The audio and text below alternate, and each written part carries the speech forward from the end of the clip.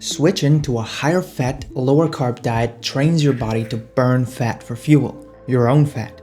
It powers your brain and triggers a metabolic reset, giving you steady energy without the crash that comes from a croissant with a coffee. Studies show that low-carb meals, like an omelette with bacon and avocado, can extend ketosis and boost fat burning even at the same calories thanks to lower glucose and insulin levels.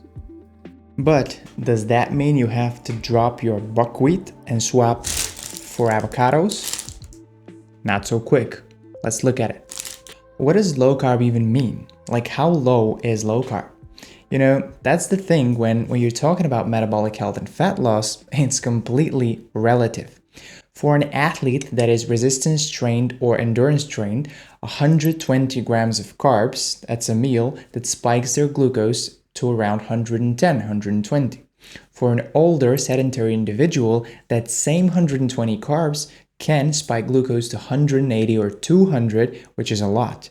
So it's relative to how much you're using it. Moderate low carb is somewhere at around 45% of total calories coming from carbs.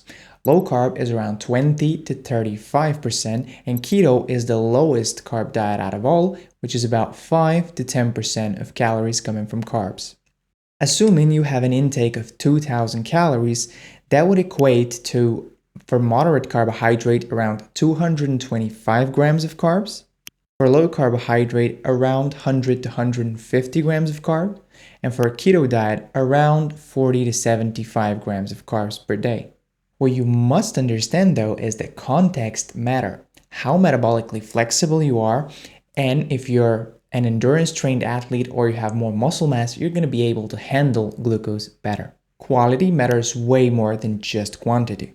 So eating whole foods like, buckwheat, or whole grain pasta, or sweet potatoes, or beans, or lentils are going to have lower GI and are going to be less processed, therefore higher quality than a lot of their counterparts, like eating Cheetos and Pop-Tarts and cakes and different sweets and prepared frozen desserts. And when looking to actually get to your sweet spot, I would say for a low-carb diet, watch out for mood, physical performance, and sleep. Like the lowest carbohydrate diet that can work for you without disrupting your sleep, physical performance, and mood is probably the sweet spot to aim at for a metabolic reset kind of diet. How does low carb work in the body? Well, when you eat a piece of fruit or any sort of carbohydrate, glucose in your blood is going to rise and insulin is elevated with it. Now, depending on the type of carbohydrates and what it was combined with, the glucose can rise sharp and fall fast, or it can increase a little bit and stay stabilized for longer. A typical example, let's suppose you have 150 grams of white rice. The glucose will spike faster than if you had half of that dose of a lower GI carbohydrate, let's say 75 grams of lentils, additionally with steak and avocado on the side. The reasoning behind this too, when picking what to eat, is energy stability. Like the more you can sustain energy and the less sharp of a drop you'll experience, the less frequent you need to eat. So this is how a low-carb diet works. It essentially lowers glucose and insulin so much that the body can start burning fat for energy. Lipid oxidation is increased. How do you know so? Well, you can look at something called respiratory quotient, or RQ. Generally, a respiratory quotient of around 1 showcases you eat a high carb, like the regular type of diet. The lower it is, the more you're prone to go into ketosis. So the more low carb you eat, the lower it is going to be. Moderate to low carb, it's probably sitting at around 0.9, 0.8, and ketogenic diet is probably sitting at 0.7. In studies that looked at fuel switching, the food quotient of high-carb diet was 0.9, the moderate was 0.85, and the low-carb group was the lowest, the ketogenic one, 0.79. When insulin lower, the body prefers burning fat for energy. Now the thing is, your mitochondria prefer fats over carbs as they are a more efficient source of fuel. What that means is, although it takes the body longer time to burn fat, 1 gram of fat is going to produce substantially more energy, more ATPs, which can help the body run its processes, movement, thinking, cognition, different physiological processes, etc. Going low carb essentially means you lower metabolic strain. There is no high insulin, high glucose states anymore. How much weight can you lose on a low carb diet? Before you drop your rice and pasta, let's look at numbers, because one thing you have to know is at the onset of weight loss, the first phase is typically rapid weight loss because of a lot of water and glycogen loss, particularly on a low carb diet. Let's check the science. A meta-analysis of 38 studies with over 6,000 participants lasting around 6 to 12 months showed that low carb often exceeded low-fat diet for weight loss, bringing in additional 1.3 kilograms of higher weight loss on average, small but persistent effects, making low carbs an effective tool for weight loss and also managing metabolic health, since a lot of them improve metabolic markers. Another trial in overweight population compared the effects of low-carb versus low-fat diets. What they found out is 11% higher visceral fat reduction and 4% more fat loss in the low-carb group. Reducing carbohydrates also led to significant weight loss and fat loss in individuals who ate at a 300-calorie deficit.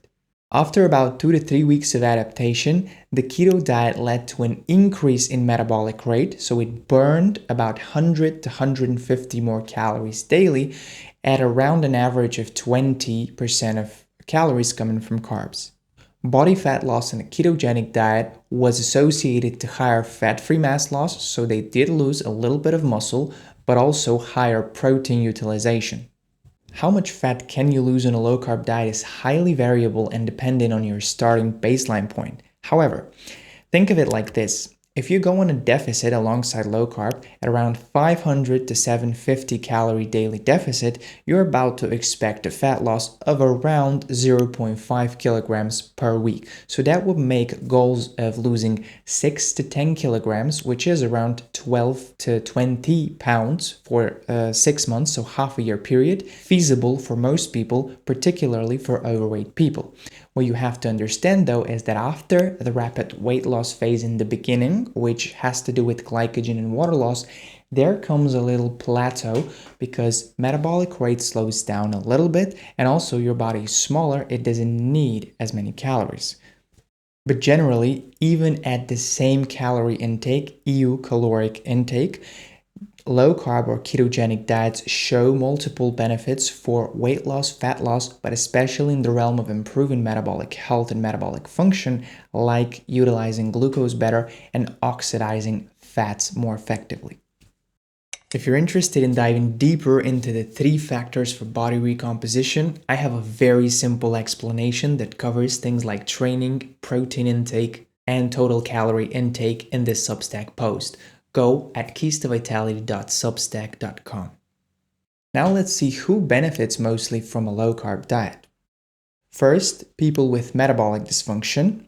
That is essentially the inability to create enough energy from the foods we're eating, inability to utilize glucose good to create energy, resulting in people being metabolically tired and on low energy all the time.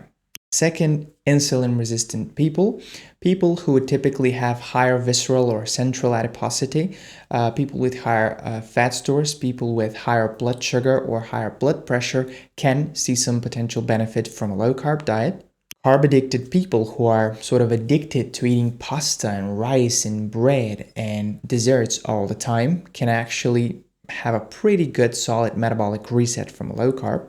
People with poor lipid profile like high triglyceride levels or too low HDL cholesterol. Productivity-focused people. This is for those who don't want to feel sleepy after a meal and actually want to let their body tap into ketones, which can effectively be used by the brain for cognition, so becoming more alert, cognitively sharp, being able to memorize better because you're using this fuel that was sitting there all the time. And also, this can be good for frequent eaters or big eaters. Why? Well, frequent eaters have this habit of simple carbohydrates, simple sugars, then drop, and they're very hungry after like an hour or 90 minutes or so. These are going to get a sustainable boost in energy that's going to last for a little bit longer than they're used to. And big eaters, because in big eaters you eat a ton of carbohydrates at one time, it shoots your blood glucose up, which is detrimental to your whole body and metabolic health. So to prevent those spikes and drops, big eaters can actually stabilize their glucose by not overeating carbohydrates so much. How to lower carbohydrates for metabolic health and fat loss? Well, first thing you need to know is lowering carbohydrates is absolutely not essential to your weight loss journey. Like, you can absolutely lose fat and weight without dropping carbs.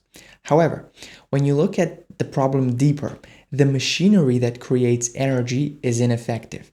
If that doesn't work as it should, we're going to be fatigued, we're going to be tired all the time, and our brain signals to us that we should just eat more. That's a survival mechanism. A lot of times, this hunger isn't real crave for calories, but it's crave for energy we're not able to make from the food, even though we're eating enough calories. So low carb kind of solves that problem of appetite, satiety, and energy that increases our drive to overeat. So how do you lower carbohydrates? First thing would be fasting. Although you don't have to completely lower carbs, just by extending the window in which you're not ingesting it, it can already make a huge difference because your metabolism gets a reset, your insulin isn't under such a high load all the time. Second, do small swaps in the diet. Like, if you are used to eating a big bowl of rice with a little bit of meat, maybe cut half of that rice for one big avocado and add a little bit more protein, more meat. If you're eating an omelette with a big baguette or a bagel or bread, however you want to call it, like, maybe reduce a little bit of the size of the bread and add 2 eggs more, or add some bacon. When you're eating pasta, instead of relying on a large bowl of white pasta, maybe have a smaller bowl of whole grain pasta with a little bit of olive oil, feta cheese, olives, and some homemade pesto. Third is counting carbs.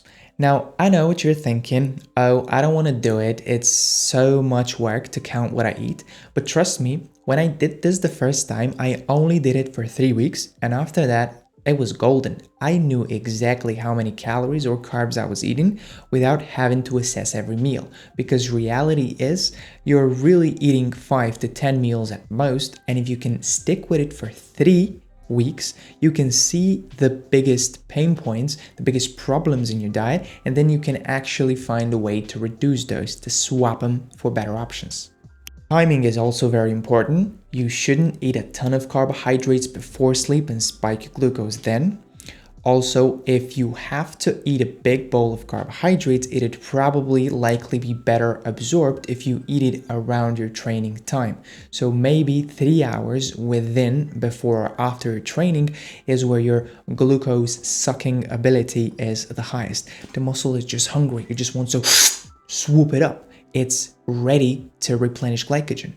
And lastly, we have types of carbohydrates, which means reduce refined and processed carbohydrates for whole, fiber-rich vegetables and starches.